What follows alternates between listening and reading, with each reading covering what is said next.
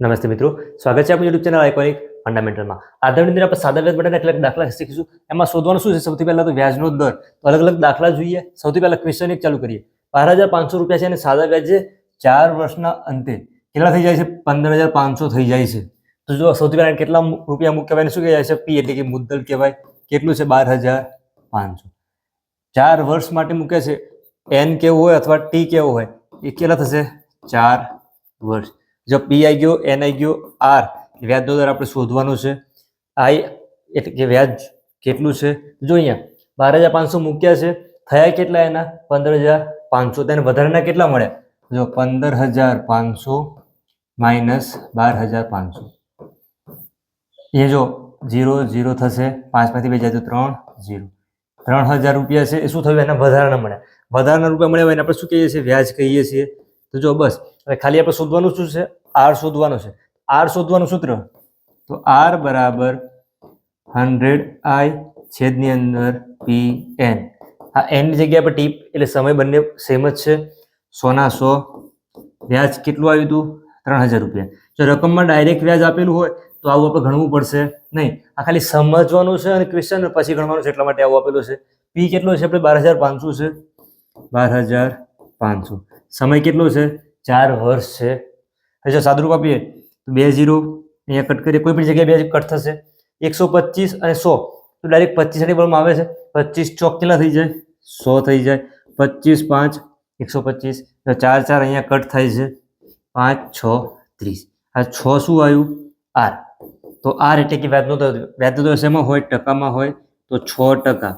આ શું થઈ ગયું? આન્સર. આ જે ભાગછેદ છે ઉડાવતા આવડવા જરૂરી છે અને એના માટેના અલગથી વિડીયો પણ મૂકેલા છે, તો તમે એ વિડીયો પણ જોઈ શકો છો. અને વિડીયો જો પસંદ આવતો હોય તો વિડીયો લાઈક કરી તમારી સાથે શેર કરતા રહેજો. આગળ બીજો એક ક્વેશ્ચન જોઈએ. કોઈ એક રકમ છે એના 5 વર્ષ. સૌથી પહેલા જુઓ પી આર એન આઈ. 4 વસ્તુમાંથી કોઈ પણ 3 વસ્તુ તો હોવી જ જોઈએ, અથવા ના હોય તો રકમમાં કંઈક આપેલું જ હશે. તો કોઈ એક રકમ છે એનું 5 વર્ષનું સાદું વ્યાજ. 5 વર્ષ સમય કીધું છે તો અહીંયા લખી દઈએ 5 વર્ષ. આવી રીતે ક્વેશ્ચન શું કરવાનું? રકમમાં જો એને ઇઝી બનાવવાનો ટ્રાય કરવાનો. જે સાદું વ્યાજ કેટલું મળે છે? તો મુદ્દલના 1/4 જેટલું થાય છે. આનો શું કહેવાય? ચોથો ભાગ કહેવાય. જો વિચારો કોઈ એક રકમ છે, અહીંયા રકમ આપણે એક્સ ધારવાની, એના કરતા ડાયરેક્ટ કોઈ એક રકમ આપણે લઈ લઈએ 100 રૂપિયા. જો 100 રૂપિયા હોય તો એનું વ્યાજ કેટલું થશે? તો મુદ્દલનો ચોથો ભાગ. તો 100 નો ચોથો ભાગ આપણે ડાયરેક્ટ કરી શકીએ. 100 નો ચોથો ભાગ એટલે કે 25. અહીંયા લખાય 25.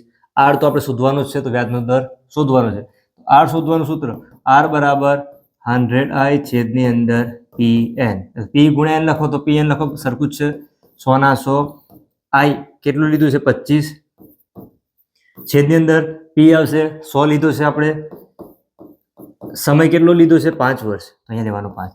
જો આજે આ પી છે એમાં તમે 10 રૂપિયા લઈ શકો, 5 રૂપિયા લઈ શકો, જેટલા 1 લાખ પણ લઈ શકાય. પણ 100 લઈએ તો શું થશે? ભાગછેદ કરવામાં તકલીફ નહીં પડે અને ડાયરેક્ટ ચોથો ભાગ આપણે એકદમ સરળતાથી લઈ શકીશું. એ જો 2 0 કટ થાય છે. 5 5 25. તો આર બરાબર 5%. ખ્યાલ આવ્યો? શું કર્યું? એક રકમ છે એનું 5 વર્ષનું સાદું વ્યાજ મુદ્દલ છે એનું જેટલા રૂપિયા આપ્યા હોય અથવા લીધા હોય એના ચોથા ભાગનું થાય છે. જેટલું મુદ્દલ આપણે અંદાજે લઈ લેવાનું. તો એક્સ લઈએ, વિચારો કે મુદ્દલ આપણે એક્સ લીધું તો એનો ચોથો ભાગ એક્સ ના છેદમાં 4 થઈ જાય. અલગ અલગ રીતે થાય. આપણે રકમમાં 100 લઈ લેવાના એટલે ઇઝી પડશે. આગળ બીજો ક્વેશ્ચન જોઈએ. અહીંયા આપેલું છે કે અમુક રકમ એ 7 વર્ષ માટે, સૌથી પહેલા પી આર એન, અહીંયા આ લેવાશે આઈ. 4 વસ્તુ જોઈશે. અમુક રકમ કીધી 7 વર્ષ કીધા છે. એન બરાબર 7 વર્ષ. સાદા વ્યાજે મૂકી છે તો રકમ 84% જેટલી વધી જાય છે. તો જે વધારાના મળે શું કર્યું છે? વધારાના જે મળે અથવા વધારાના જે આપે એને આપણે શું કહીએ છીએ? વ્યાજ કહીએ છીએ. વિચારો કે 100 રૂપિયા અમુક રકમ કીધી છે, ફરીથી અહીંયા 100 રૂપિયા ધારી લઈએ. વિચારો કે 100 રૂપિયા મૂક્યા છે તો 100% આપણે 100 શોધીએ છીએ. 84% વધી જાય, મતલબ કે 100 હોય એના 84% કેટલા થાય? તો 84 રૂપિયા જ થાય. તો 84 રૂપિયા શું લઈએ? વ્યાજ.